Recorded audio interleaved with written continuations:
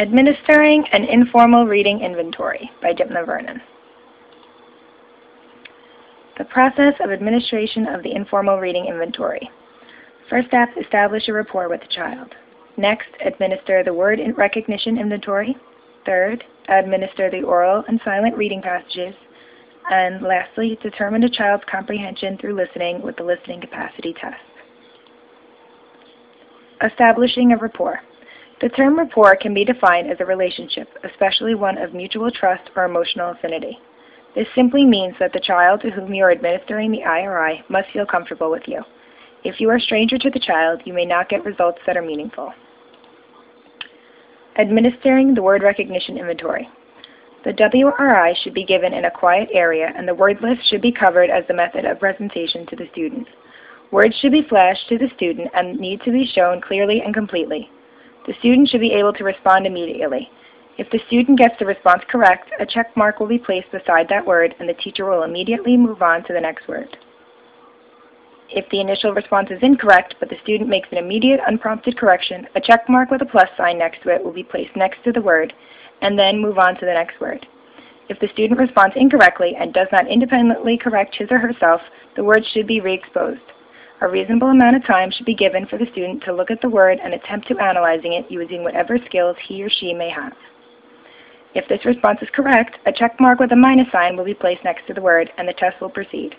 If the student is still unable to decode the word after the untimed exposure, a 0 will be recorded.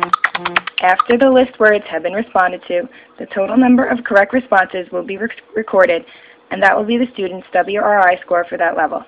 The WRI will be administered until the student is unable to identify 4 or more words at a level. The oral reading will begin at the highest level the student has made no errors. Oral and silent reading passages. The student will begin to read the oral passages at the highest level he or she scored 0 on the WRI. The teacher introduces a passage, asks the child to read the passage aloud, and then answer questions based on what was read. While the child reads aloud, the teacher must record any reading error the child makes. If the child's word recognition in oral reading is at the independent or instructional levels, the child is asked comprehension questions. Administering the listening capacity test. This is given to determine a child's comprehension through listening. Determining a child's ability to comprehend or understand material that is read out loud assists the teacher in gauging the child's capacity to listen to instruction and/or oral reports. Additionally, a listening capacity test can help to identify those students who are able to better understand material that is read to them rather than when they are reading.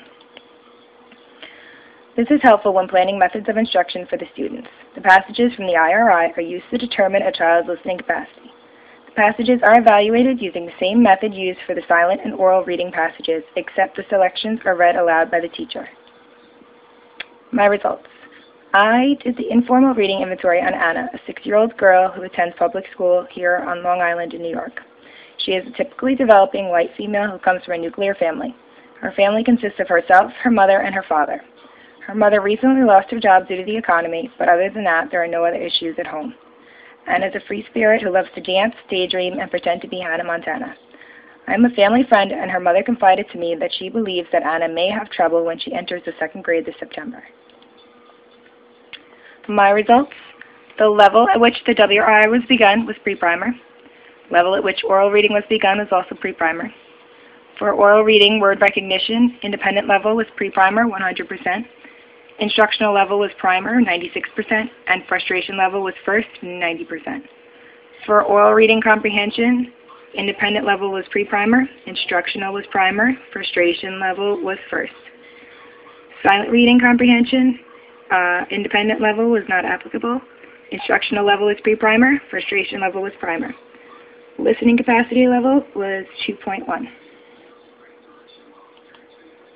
Analysis. Anna enjoyed being able to read all the words in the pre-primer portion of the WRI. She was even more pleased when she was able to read the passage orally without difficulty. Her word recognition reading orally was independent for the pre-primer level, instructional for the primer level, and frustration for the first reader level. As soon as we moved on to comprehension questions, her demeanor changed. She was able to answer the comprehension questions for the oral section with relative ease. She got all of the questions correct for the pre-primer level, and only 2 questions were missed on the primer level.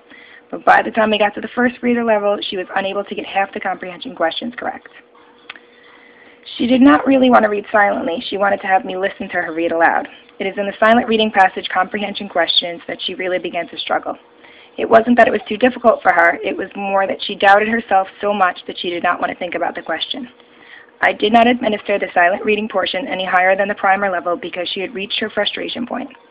As for the listening capacity portion, Anna was able to score on the 2.1 level for listening, even though the test was not administered orally or silently for that reading level.